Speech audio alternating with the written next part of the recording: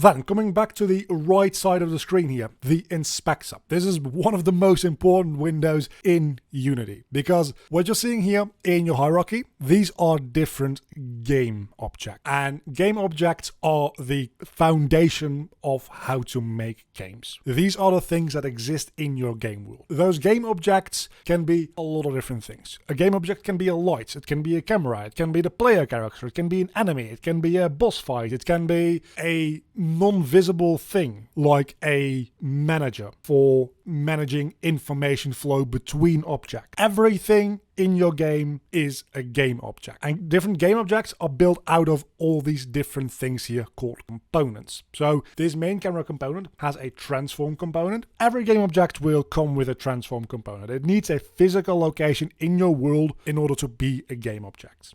Then beyond that, this one also has a camera component and a audio listener component, and then the universal additional camera data component, which is a script. And we can open and close these components when we need to work with them, and we can add our own components to this as well. So we've got the add component button, and there you can see there is a bunch of different submenus. And let's say we want to add a physics object to this camera so that the camera follows the laws of physics. Something you probably don't want to actually do, because that means that the camera will be affected by gravity and it'll always fall to the ground. But you can click on this little arrow here, and here we get all of the different physics related stuff.